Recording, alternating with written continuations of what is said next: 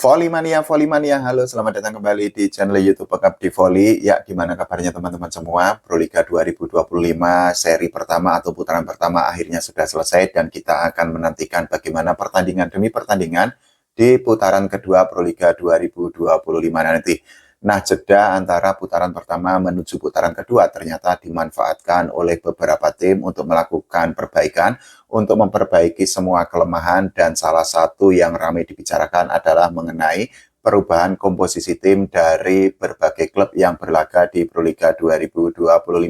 Tentu saja tujuannya adalah agar semua klub itu bisa mendapatkan hasil yang lebih baik di putaran kedua nanti, karena memang ada beberapa klub yang di putaran pertama itu tidak mendapatkan hasil sesuai dengan yang diinginkan. Nah, dari sektor putra dan sektor putri, ternyata pergerakan atau manuver yang dilakukan oleh klub-klub peserta Proliga 2025 ternyata justru lebih gencar dilakukan di sektor putri, karena ada beberapa tim yang melakukan evaluasi, melakukan perombakan tidak hanya dari sisi pemain tapi juga pelatih untuk menghadapi Proliga 2025. Kita akan bahas beberapa tim yang akhirnya memutuskan untuk melakukan perombakan menuju putaran kedua Proliga 2025. Salah satunya adalah Jakarta Livin Mandiri. Kita ketahui bahwa Jakarta Livin Mandiri di Proliga 2025 ini sempat dikabarkan atau sempat disebut sebagai salah satu tim kuda hitam, tim underdog. Bahkan ada beberapa volley-mania atau para penggemar voli Indonesia yang menganggap bahwa Jakarta Livin Mandiri bisa menjadi salah satu pesaing untuk menjadi juara Proliga 2025. Tapi sampai saat ini ternyata permainan yang ditujukan oleh Wilda Siti Nurfadilah dan kawan-kawan itu justru menunjukkan tren yang negatif, karena mereka sempat menang di beberapa pertandingan awal, tapi setelah itu Jakarta Livin Mandiri dipaksa mengakui ketangguhan lawan-lawannya. Nah, serentetan hasil negatif atau hasil buruk atau kekalahan itu akhirnya membuat manajemen Jakarta Livin Mandiri memutuskan untuk menghentikan pelatih mereka, dan saat ini Jakarta Livin Mandiri itu sudah menunjuk Coach Danai untuk menjadi pelatih kepala. Kita ketahui bahwa Coach Danai ini memiliki track record atau rekam jejak yang sangat baik di Proliga, karena pada Proliga tahun 2024 yang lalu dirinya berhasil membawa Jakarta Bin yang saat itu diperkuat oleh Megawati Hangestri Pertiwi dan kawan-kawan berhasil menjadi juara Proliga 2024. Tentu saja Jakarta Livin Mandiri berharap agar tuah atau magis atau sentuhan atau strategi yang diterapkan oleh Coach Danai akan membuat Jakarta Livin Mandiri tampil lebih gacor lagi di putaran kedua Proliga 2025.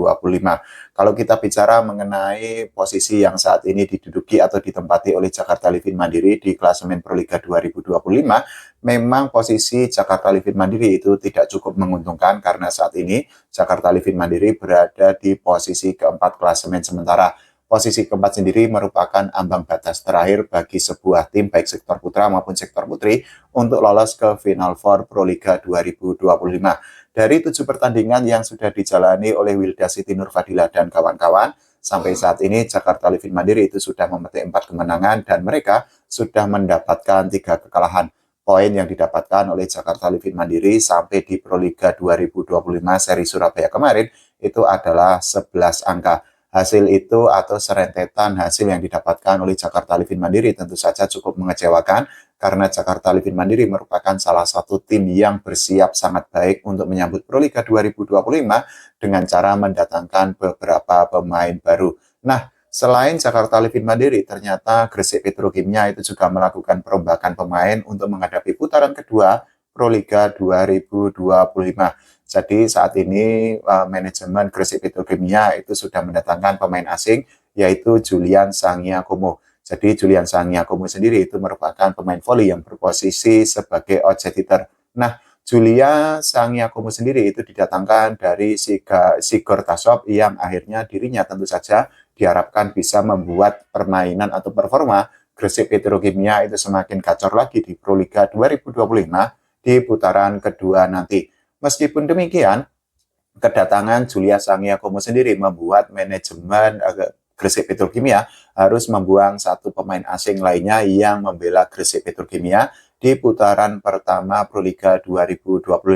Jadi manajemen Gresik Petrokimia itu sudah memutuskan untuk mengakhiri kontrak atau mengakhiri kerjasama dengan pemain asing asal Vietnam, yaitu Tranti Tantui, yang akhirnya diputuskan untuk keluar di putaran kedua, di putaran pertama Proliga 2025 ini. Nah, banyak yang menganggap bahwa Tranti Tantui sendiri itu dianggap tidak tampil dengan kemampuan terbaiknya ketika membela Gresik Petrokimia di putaran pertama Proliga 2025 ini. Meskipun demikian, ada juga volley-mania, khususnya para penggemar Gresik Petrokimia yang menganggap bahwa Tranti Tantui sendiri itu tampil cukup baik bersama Gresik Petrokimia selama putaran pertama Proliga 2025 ini. Nah, kalau kita bicara mengenai statistik yang didapatkan oleh pemain asal Vietnam itu, dirinya itu memang tidak masuk ke dalam daftar 10 besar top skor sementara Proliga 2025. Statistik atau perolehan poin yang didapatkan oleh Tranti Tantui sendiri itu kalah dari pemain asing Gresik Petrokimia lainnya, yaitu Kitania Medina. Saat ini Kitania Medina itu menjadi salah satu pemain yang paling gacor, yang paling luar biasa di Proliga 2025, dan di klasemen sementara top skor Proliga dirinya itu berada di posisi keempat. Jadi sepanjang pertandingan Proliga tahun 2025, sepanjang putaran pertama lalu, Kitania Medina itu berhasil menyumbangkan 127 poin untuk Gresik Petrokimia. Nah, dari 127 poin itu, dirinya itu berhasil mencetak 121 angka dari sisi attack. Sementara itu, dirinya itu juga berhasil menyumbangkan 3 poin dari blok dan juga 3 poin dari servis selama membela Gresik Petrokimia di putaran pertama Proliga tahun 2025 ini.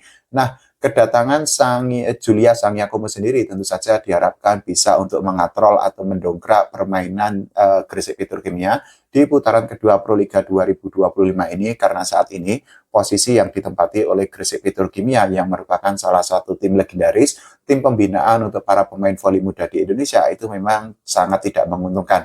Jadi sampai seri Surabaya kemarin selesai, ternyata Gresik Petrokimia itu masih menempati posisi kelima klasemen sementara Proliga 2025. Kitania Medina dan kawan-kawan itu sudah menjalani 7 pertandingan sampai seri Surabaya kemarin, dan mereka itu baru mendapatkan 2 kemenangan. Itu artinya sepanjang atau dari semua pertandingan yang dijalani oleh Gresik Petrokimia, mereka itu sudah menelan 5 kekalahan dari semua tim yang mereka hadapi di putaran pertama Proliga 2025.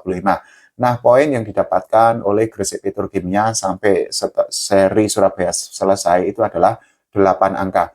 Tentu saja posisi di urutan kelima itu tidak menguntungkan bagi Gresik Petrokimia, karena sekali lagi hanya 4 tim teratas yang akhirnya akan mendapatkan tiket untuk lolos ke Final Four Proliga 2025 ini. Kalau menurut teman-teman semua, bagaimana mengenai manuver yang dilakukan oleh Jakarta Livin Mandiri dan juga Gresik Petrokimia? Silahkan tulis di kolom komentar. Kita doakan agar permainan Jakarta Livin Mandiri dan Gresik Petrokimia semakin improve lagi, semakin baik lagi. Jangan lupa doakan Timnas Voli Indonesia agar berprestasi tidak hanya di level SEA Games, tapi juga di level Asia dan juga di level dunia. Oke, terima kasih. Sampai jumpa.